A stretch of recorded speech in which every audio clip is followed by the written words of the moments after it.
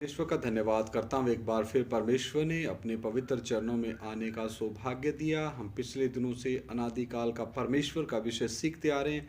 आइए सर झुकाएं, एक बार फिर हम परमेश्वर की पाक पवित्र उपस्थिति और उसके चरणों में बैठ करके उसके जीवते कलाम को हम सीख सके। महान जीवते प्रभु, अनुग्रहकारी पिता परमेश्वर, मैं तेरा शुक्र करता हूँ, धन्यवाद करता हूँ पिता प्रभु, अभी तक संभाला, आज का दिन दिया खुदावन, तेरा जीवता वचन सीखने जा रहे हैं। पवित्र आत्मा हमारी ज्ञान बुद्धि समझ खोल दो, और एक एक भाई बहन की, बच्चे बुजुर्ग नौजवान की ज्ञान बुद्धि समझ आप खोल दो, ताकि तेरा जीवता वचन हम एक एक को समझ में आए।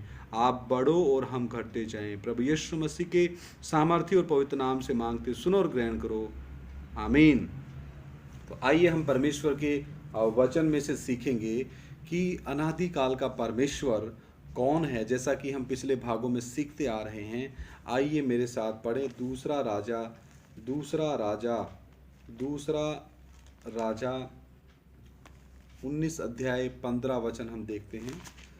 दूसरा राजा 19 अध्याय और 15 वचन। तब हिजकिय्याह ने यहोवा से यह प्रार्थना की, हे इज़राइल के परमेश्वर यहोवा, हे करूबों पर विराजने वाले, पृथ्वी के सब राज्यों के ऊपर केवल तू ही परमेश्वर है। क्या कहता है परमेश्वर का वचन?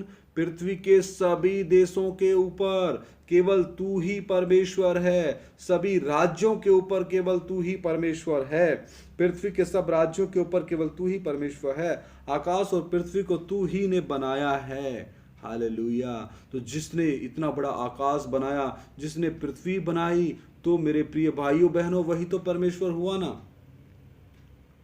और 19 वचन भी हम पढ़ते हैं, इसलिए अब हे हमारे परमेश्वर यहोवा, तू हमें उसके हाथ से बचा कि पृथ्वी के राज्य राज्य के लोग, कौन कौन? केवल इज़राइल नहीं, केवल यरूशलेम नहीं, पृथ्वी के राज्य राज्य के लोग ये जान लें। क्या जान लें? कि केवल तू ही यहोवा है, केवल तू ही एकमात्र सच्चा परमेश्वर है। इसी का हम एक वचन और पढ़ते हैं, इसी का एक वचन हम और देखते हैं। दूसरा राजा 19 अध्याय का 35 वचन भी हम देखते हैं। उसी रात में क्या हुआ कि यहोवा के दूत ने निकलकर अश्शूरियों की छावनी में 1,85,000 पुरुषों को मारा, और भोर को जब लोग उठे तब देखा कि सब ही सब पड़े हैं। इससे पहले 19 वचन में जो हिजकिय्याह राजा ने प्रार्थना की थी, 15 वचन और 19 वचन, मैं इस 35 वचन को समझने के लिए एक बार फिर से पढ़ रहा हूं। दूसरा राजा 19 का 15। तब हिजकिय्याह ने यहोवा से यह प्रार्थना की, हे इज़राइल के परमेश्वर यहोवा, हे क्रूबों पर विराजने वाले, पृथ्वी के सब राज्यों के ऊपर केवल तू ही परमेश्वर है, आकाश और पृथ्वी को तू ही ने बनाया है। क्यों? क्योंकि अश्शूरियों ने राजा हिजकिय्याह को धमकी दी थी कि हम यरूशलेम के ऊपर भी कब्जा करेंगे, यरूशलेम को भी अपने पांव के नीचे रोन देंगे, और इज़राइल के ऊपर संपूर्ण रीति से हम कब्जा करने के लिए आ रहे हैं। ये धमकी सुनने के पश्चात हिजकिय्याह ने परमेश्वर के आगे गुहार लगाई। और 19 वचन में क्या कहता है? इसलिए अब हे हमारे परमेश्वर यहोवा, तू हमें उसके हाथ से बचा। किसके हाथ से? अश्शूरियों के हाथ से बचा, कि पृथ्वी के राज्य राज्य के लोग जान ले कि केवल तू ही यहोवा है। और फिर परमेश्वर ने मददगार के लिए केवल एक स्वर्गदूत भेजा। उस एक स्वर्गदूत की सामर्थ्य आप देखिए। उसी रात में 35 वचन, उसी रात में क्या हुआ कि यहोवा के दूत ने निकलकर अश्शूरियों की छावनी में 1,85,000 पुरुषों को मारा, और भोर को जब लोग उठे तब देखा कि सौ ही सौ पड़े हैं। तो मेरे प्रिय भाइयों बहनों, परमेश्वर के लोगों से कौन लड़ सकता है? कौन हमारा विरोधी हो सकता है? जब यहोवा परमेश्वर ही हमारे साथ है, फिर कोई विरोधी नहीं है। हालेलुया। फिर क्यों ना बोलूं तेरी जय जयकार, तूने मेरे लिए क्या कुछ ना किया। हालेलुया। यिर्मयाह की किताब 10 अध्याय, यिर्मयाह नबी की किताब 10 अध्याय का 10, 11, 12 वचन में पढ़ा। यिर्मयाह नबी की किताब 10 अध्याय का 10, 11, 12। परंतु यहोवा वास्तव में परमेश्वर है। कौन है? यहोवा वास्तव में परमेश्वर है, जीवित परमेश्वर है, और सदा का राजा है। वही है, उसके प्रकोप से पृथ्वी कांपती है। उसके प्रकोप से क्या होता है? पृथ्वी कांप जाती है। हल्का सा भूकंप आता, मनुष्य की नींवें हिल जाती हैं। इतनी बड़ी बड़ी बिल्डिंगें, ऑफिस हिल जाते हैं, और मनुष्य डर जाता है, भयभीत हो जाता है। और जाति जाति के लोग उसके क्रोध को सह नहीं सकते, नहीं सह सकते परमेश्वर क्रोध को, तुम उनसे यह कहना, हे ये देवता जिन्होंने आकाश और पृथ्वी को नहीं बनाया, वे पृथ्वी के ऊपर से और आकाश के नीचे से नष्ट हो जाएंगे। दोबारा मैं पढ़ रहा हूं, बड़ा अच्छा वचन है। तुम उनसे यह कहना, ये देवता जिन्होंने, कौन से देवता? जो मिस्र में थे और इज़राइल में थे, जिनके पीछे इजरायली चलने लग गए थे, जो अपने परमेश्वर यहोवा से मुख मोड़ करके उन पत्थर के देवी देवताओं के पीछे, जो उन्होंने अपने हाथों से बनाए हैं, उनके पीछे वो चलना शुरू कर दिया था। उन देवताओं के बारे में जो मनुष्यों के द्वारा बनाए गए, तुम उनसे यह कहना, ये देवता जिन्होंने आकाश और पृथ्वी को नहीं बनाया, वे पृथ्वी के ऊपर से और आकाश के नीचे से नष्ट हो जाएंगे। नष्ट हो जाएंगे, क्योंकि सृष्टि है ना, सृष्टि तो नष्ट होगी। हालेलुया। सृष्टिकर्ता हमेशा बना रहेगा। सृष्टिकर्ता क्या है? वो अनादिकाल का परमेश्वर है, वो अल्फा है, वो ओमेगा है। हालेलुया। 12 वचन पढ़िए, 12 वचन में देखिए ध्यान से आप। उसी ने पृथ्वी को अपनी सामर्थ्य से बनाया। किसने? यही एकमात्र सच्चे परमेश्वर ने। उसने जगत को अपनी बुद्धि से स्थिर किया और आकाश को अपनी प्रवीणता से तान दिया। हालेलुया। पहले हमारे कुछ भाई लोग बोलते थे, इस पृथ्वी के नीचे, कुछ हिंदू भाई लोग बोलते थे इस पृथ्वी के नीचे शेषनाग है, जब वो थकता है तो वो अपने फन को बदलता है। कुछ भाई बोलते थे इसके नीचे बैल है, एक सिंह के ऊपर इस पृथ्वी को रखा है, वो जब थकता है दूसरे सिंह के ऊपर उस पृथ्वी को बदलता है और भूकंप आते। अलग अलग माइथोलॉजी, अलग अलग पुरानी कथाएं, अलग अलग सोच विचार। लेकिन जब 1969 में नील आर्मस्ट्रॉन्ग और राकेश शर्मा जब ऊपर गए स्पेस में, तो ये पृथ्वी तो हवा में लटकी हुई उन्होंने देखी, इसके नीचे तो कुछ देखा ही नहीं। और अय्यूब की पुस्तक में परमेश्वर ने पहले ही बता दिया, कितने पहले ही परमेश्वर का वचन में लिख के दे दिया अय्यूब की पुस्तक में कि परमेश्वर इस पृथ्वी को हवा में, आसमान में लटकाए रखता है। हालेलुया। तो वो एकमात्र सच्चा परमेश्वर है, फिर मैं क्यों ना बोलूं तेरी जय जयकार। हालेलुया। और हम पढ़ते हैं उत्पत्ति, इसका 16 वचन भी पढ़ते हैं, यिर्मयाह 10 का 16 वचन। परंतु याकूब का निज भाग उनके समान नहीं है, क्योंकि वह तो सबका सृजनहार है। कौन? ये अनादिकाल का परमेश्वर सबका सृजनहार है, आपका भी और मेरा भी, और पूरे आकाश का और इस पृथ्वी का रचने वाला है। हालेलुया। और इज़राइल उसके निज भाग का गोत्र है, सेनाओं का यहोवा उसका नाम है। हालेलुया। उत्पत्ति पहला अध्याय उसका हम 26-27 भी पढ़ते हैं। मुझे और आपको परमेश्वर ने क्या क्या क्या दिया है, किस रीति से बनाया है, और पहले आदम को परमेश्वर ने किस रीति से बनाया। आइए देखते हैं उत्पत्ति पहला अध्याय 26 वचन और 27 वचन। फिर परमेश्वर ने कहा, हम मनुष्य को अपने स्वरूप के अनुसार अपनी समानता में बनाएं, और वे समुद्र की मछलियों, पहले ध्यान देने वाली बात है कि पहला आदम परमेश्वर के स्वरूप और समानता में बनाया गया था। तो हमारे अंदर परमेश्वर का स्वरूप और समानता है, लेकिन हम पाप में गिरे हुए हैं, हमारे अंदर पाप है। जब तक हम प्रभु यीशु मसीह को अपना प्रभु और मुक्तिदाता करके पूरे समर्पण के साथ, पश्चाताप के साथ उसको अपना प्रभु और मुक्तिदाता नहीं ग्रहण करते, वो आत्मा और प्राण के लगा हुआ पाप परमेश्वर माफ नहीं करता। वो तो परमेश्वर के मेमने प्रभु यीशु मसीह के बहुमूल्य लहू के द्वारा ही धुलना है। वो पाप का धब्बा, वो अधर्म का धब्बा, वो श्राप का धब्बा, वो मेमने के पवित्र लहू के द्वारा ही धुल सकता है, और कोई रास्ता नहीं है। गंगा में डुबकी लगाने से वो पाप का धब्बा नहीं धुलेगा।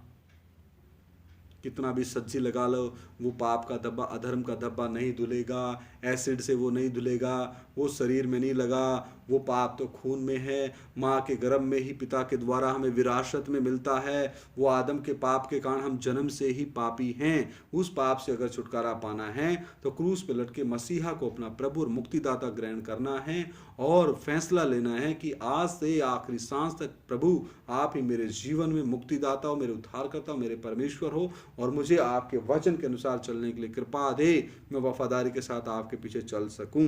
तो यहाँ लिखा है कि हम मनुष्य को अपने स्वरूप के अनुसार अपनी समानता में बनाएं, और वे समुद्र की मछलियों और आकाश के पक्षियों और घरेलू पशुओं और सारी पृथ्वी पर और सब रेंगने वाले जंतुओं पर जो पृथ्वी पर रेंगते अधिकार रखें।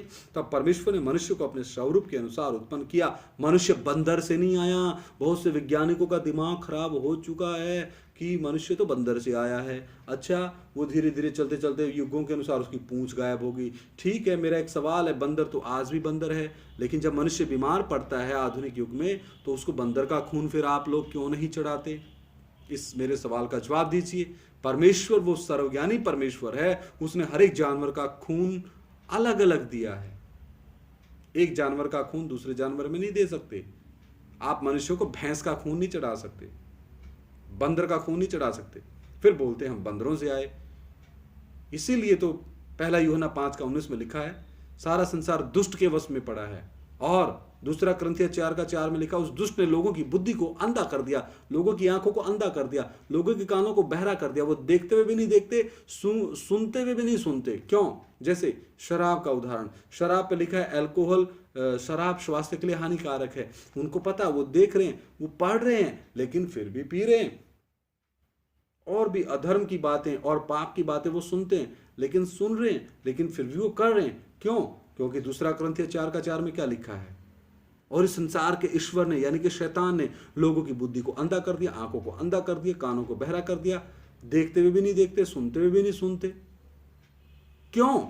ताकि परमेश्वर का प्रतिरूप मसीह यीशु की खुशखबरी का सुसमाचार, ये परमेश्वर का सुसमाचार उनके ऊपर ना चमके। अगर चमक गया तो उनके मन में पवित्र आत्मा बदलाव लाएगा, पवित्र आत्मा उनके मनों को कायल करेगा और वो घुटने टेक करके रोते रोते अपने पापों का अंगीकार करेंगे और परमेश्वर से माफी की गुहार करेंगे। और परमेश्वर अनुग्रहकारी और विलंब से कोप करने वाला और अनंतकालीन परमेश्वर होने के कारण वो उनको माफ करेगा।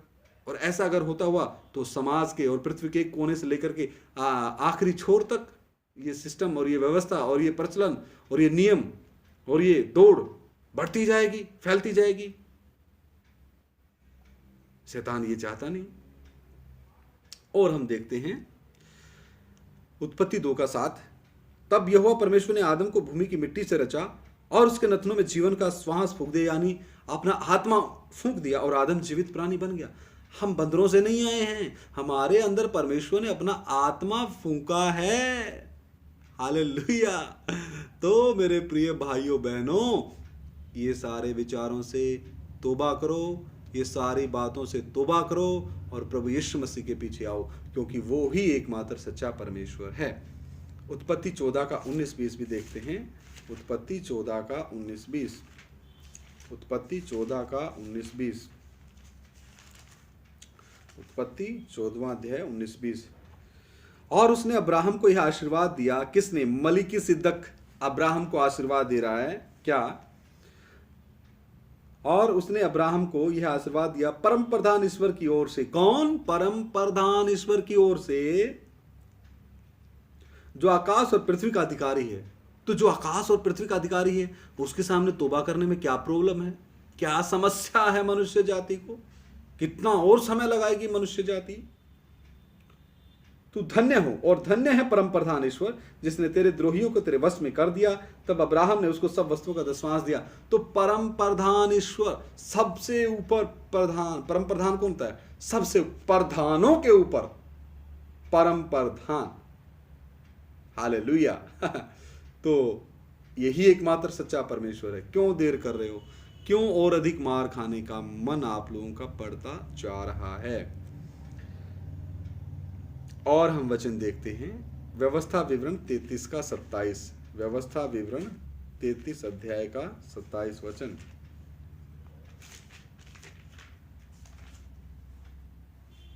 अनादि परमेश्वर तेरा गृहधाम है और नीचे सनातन भुजाएं हैं।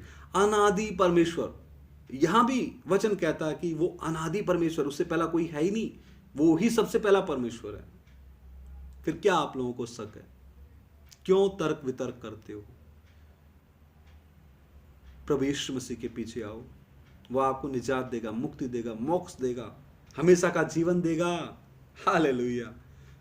हमेशा का जीवन, सदा का जीवन। प्रभु यीशु मसीह कहता है जितनों ने मुझे ग्रहण किया, यदि वो मर भी जाएं फिर भी नहीं मरेंगे। आइए हम पढ़ लेते हैं यूहन्ना रचित सुसमाचार यूहन्ना रचित सुसमाचार, मैं हर एक चीज का मैं प्रमाण आपको देता हूं, प्रमाण के साथ मैं आपसे बात कर रहा हूं। यूहन्ना रचित सुसमाचार 8 अध्याय 51 वचन, मैं तुमसे सच सच कहता हूं यदि कोई व्यक्ति मेरे वचन पर चलेगा तो वह अनंत काल तक मृत्यु को ना देखेगा।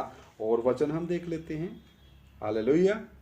यूहन्ना रचित सुसमाचार 8:12, यीशु ने फिर लोगों से कहा, जगत की ज्योति मैं हूं, तो ज्योति से क्यों बैर करते हो? जब जगत की ज्योति परमेश्वर है, परमेश्वर के अलावा कोई ज्योति है ही नहीं।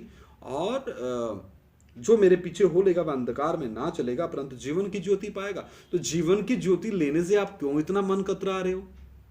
अंधकार में चलना आप लोगों को इतना पसंद क्यों है? क्यों आप इतना अंधकार में चलने में मजा लेते हो? आइए ना असली ज्योति के पास, ज्योतियों के पिता के पास। हालेलुया। और मैं आपको वचन देता हूं,